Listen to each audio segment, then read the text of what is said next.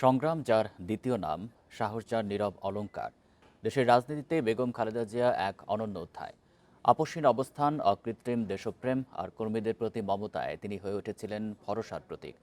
তার মৃত্যুতে দেশের রাজনীতিতে নেমেছে গভীর নীরবতার পর্দা। ইতিহাস যেন থমকে দাঁড়িয়েছে এক মুহূর্তের জন্য। পৃথিবীকে বিদায় জানিয়ে বেগম জিয়া শুরু করলেন আরেক অনন্ত যাত্রা।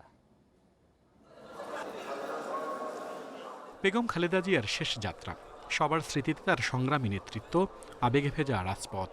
রেইনবো অলরাউন্ডার এক্সটেরিয়র পেইন্ট বাড়ির বাহিরের দেয়ালের সুরক্ষা নিয়ে থাকুন নিশ্চিন্ত। সাথে পাচ্ছেন 10 বছরের ওয়ারেন্টি।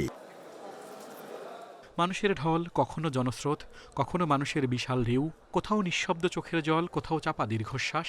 শব্দের চেয়ে অনুভূতিই যেন বেশি কথা বলে। রাজপথে ভিড়, কোথাও নীরবতা, কোথাও আবেগঘন আলোচনা, সব মিলিয়ে ভারী এক আবহ। কেউ এসেছেন দীর্ঘদিনের পরিচিত এক রাজনৈতিক নেত্রীর প্রতি শ্রদ্ধা জানাতে, কেউ এসেছেন কেবল ভালোবাসা প্রকাশ করতে।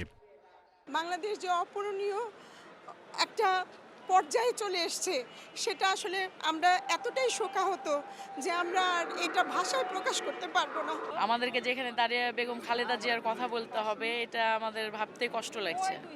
সবার সামষ্টিক আবেগে উঠে আসে একজন আপসহীন রাজনৈতিক নেত্রীর প্রতিচ্ছবি, যিনি প্রতিকূলতার মধ্যেও কোনোদিন আদর্শ থেকে সরে যাননি। আমরা যারা জনসাধারণ বা আমরা কর্মী কিভাবে করতে পারি, সেটা সবসময় সে লক্ষ্য করতেন। জাতীয়তাবাদের প্রতিটা কর্মী দল মত নির্বিশেষে গরিব দুঃখী মেহনতি মানুষ প্রত্যেকে নেত্রীকে মিস করে। হাজারো স্মৃতি মনে করে প্রিয় রাজপথ বিদায় জানাচ্ছে খালেদা জিয়াকে। কথা বলে মানুষের চোখ, কথা বলে স্মৃতি, আর কথা বলে এক জীবনের সংগ্রাম। যে কোনো কর্মী, নেতা কর্মী অসুস্থ হলে তাদের খোঁজ খবর নেওয়া, আবার আমাদেরকে বলতেন তোমরা একটু যেয়ে দেখে এসো। সভাপতির বক্তৃতা দিচ্ছিলাম, ম্যাডাম আমার পিঠে হাত রেখে বললেন, তাড়াতাড়ি বক্তৃতা শেষ করো, ইফতার খুলতে হবে। সময় একদিন সব ফিকে করে দেয়, কিন্তু কিছু নাম থেকে যায় সময়েরও ধরাছোঁয়ার বাইরে।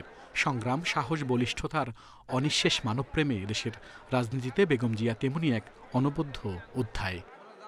লাখো মানুষের এই উপস্থিতি প্রমাণ করে দেয় বিএনপির চেয়ারপারসন বেগম খালেদা জিয়া কতটা ব্যক্তিজীবন এবং রাজনৈতিক জীবনে জনপ্রিয় ছিলেন। এই জানা যায় যারা অংশগ্রহণ করেছেন তারা বলছেন যে তার মতো আবার একজন নেত্রী বাংলাদেশে হবে কিনা সেটি ভবিষ্যতের প্রশ্ন।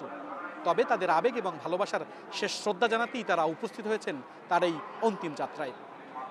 আল আমিন হোসেন, ইন্ডিপেন্ডেন্ট নিউজ, ঢাকা।